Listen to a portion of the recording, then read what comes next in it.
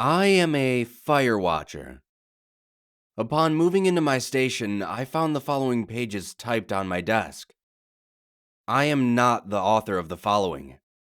I am transcribing exactly what I found. Dated 1989. I've been located here for 185 days, according to my calendar. I'm stationed up in the northwest of the United States with two other guys, Clark and Thomas. 185 days. That's 5 days longer than our stint here should have been. Normally, they rotate us out every 180 days. We were supposed to be picked up by helicopter 5 days ago, but it still hasn't come. I started writing this logbook, journal, whatever, because we're overdue for our evac. Or so we think. Maybe we messed up the calendar somehow. It's possible. Our main radio stopped working on day 179. Get up! I see smoke! Bleary-eyed, I saw Clark standing over my bunk. I could see the orange slits of light reflecting on his torso, signaling to me that it was the early morning. Come on, Teddy, get up! Smoke! Smoke, huh? I said, still half delirious. Yeah, smoke.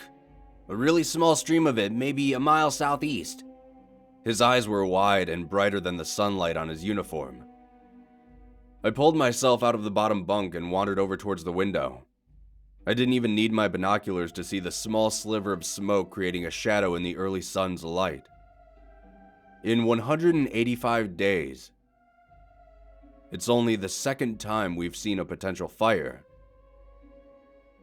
For those of you who don't know what a Firewatch tower looks like, it's basically a wooden cabin, elevated about 100 feet in the air.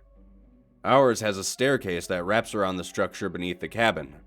I'm pretty sure other towers use ladders, but that's besides the point. Clark and I bunk up in the watchtower. We have a small little kitchen, our bunk bed, and a 360-degree view of nothing but woods. Thomas sleeps in the tiny little cabin at the base of our tower, which is also where our main office is. Office may be too loose of a term. It's one desk and a typewriter used for typing out reports of what we see out here. I rubbed my eyes and looked over to Clark. All right then, let's go check it out. No way, Teddy. Are you crazy? He replied immediately. Clark has been afraid to go out past the outhouse since day 180 passed. He's afraid that a helicopter will come, and he'll miss his chance to be rescued. Rescued, Clark would say. But are we in danger? Did we miscalculate the number of days we've been out here? We still have plenty of food. Did they forget about us? Has the apocalypse come and gone and we don't know because we've been so isolated? Okay, fine, you big baby, I said. Radio down to Thomas and let him know. He should be awake by now. Our main radio back to base isn't getting any sign of life from anywhere. And if it isn't receiving from anywhere, we assume that we aren't being heard from anywhere. Luckily, we still have our own short-range walkie-talkies to communicate with each other. Clark took out his walkie. The crackling static filled the tower before he pressed the button. Tom. Hey, Tom. There's some smoke about a mile southeast. Can you go check it out? A few seconds passed before Thomas responded. After I finish wiping my ass, I'll go check it out. Unless you want to come down here and help me with that, eh, Clarky? Thomas, the oldest of us, was always picking on Clark, the youngest. He doesn't really dislike Clark, it's just he's easy to pick on. He's a 23-year-old college dropout. I think he studied accounting or finance or something on his parents' dime. I don't think he left college to be a professional firewatcher. No, I think he left to come out into the wilderness, to be alone, and to take a retrospective look at his life to decide what he really wants to do. You only sign up for 180 days of isolation if you're crazy, or if you want to get away from something. I'm not too sure which category Thomas falls in. He's a cryptic brute of a man. His picture is probably in the dictionary next to lumberjack. He's pretty quiet unless he has a joke to tell or something important to say. Either way, when he opens his mouth, I listen. As for me, well, it's not really important why I'm out here. Heading out now, Clarky. Thomas radioed. Clark and I watched Thomas begin his trek into the tree line until we could no longer see him. Clark cocked his head towards mine. "Teddy," he said to me, "Thomas has been acting different, weird." I didn't expect him to be so blunt, but I had noticed as well. I knew Clark was aware of it, but this was the first time we actually spoke about it. "I'm aware," I replied curtly. "He doesn't seem to be bothered that we're stuck out here," Clark mentioned. "We don't know if we are stuck out here. We could have scratched the dates off wrong. You know, like we thought we didn't scratch a day off yet, but we really did. So we accidentally scratched off the next day too," I reasoned. "Yeah, I guess," Clark said softly. I knew what he was going to say next. "At night, though," he whispered. "Would you give it a rest, Clark?" "Come on, Teddy. It's messed up. He's fine during the day and then just, changes? Does he have some type of an illness?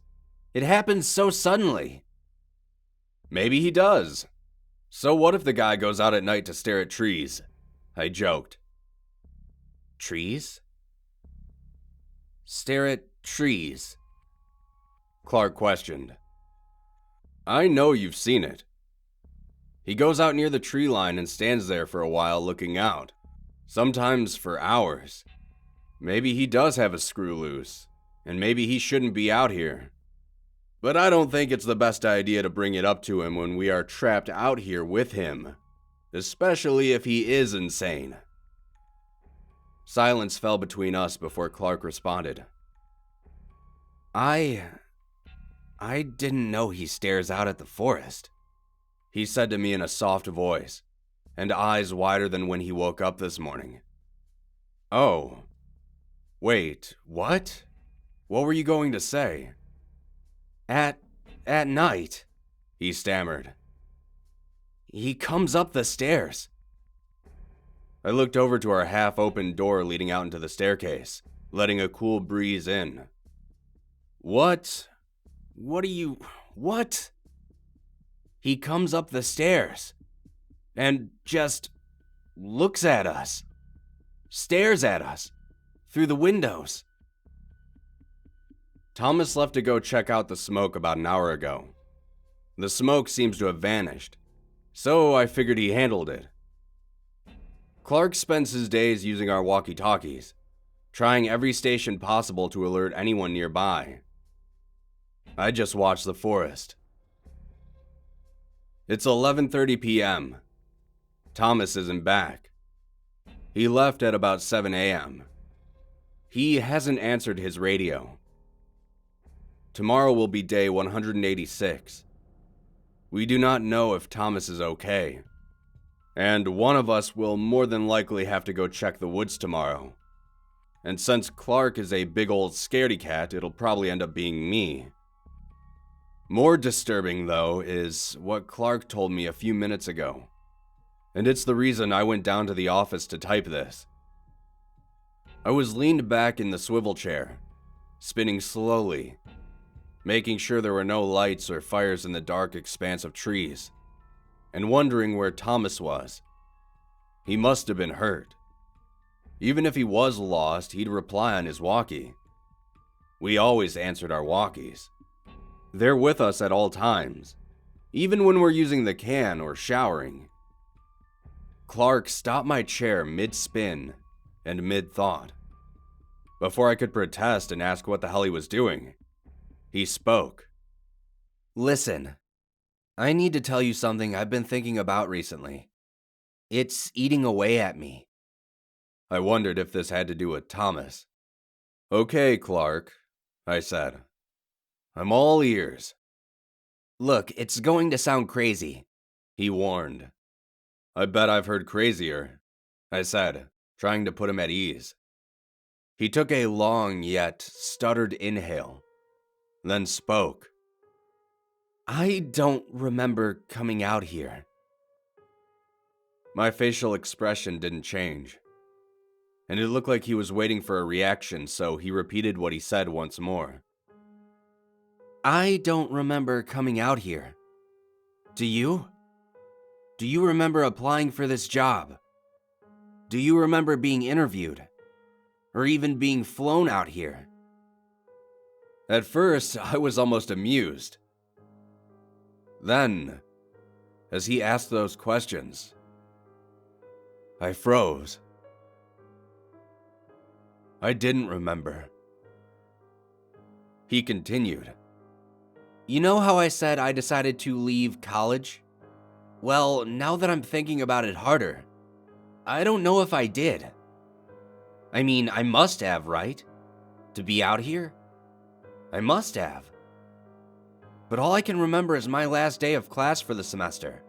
And then I was here. I don't remember anything between coming home after class and meeting you and Thomas. I was listening to Clark, but it probably didn't show.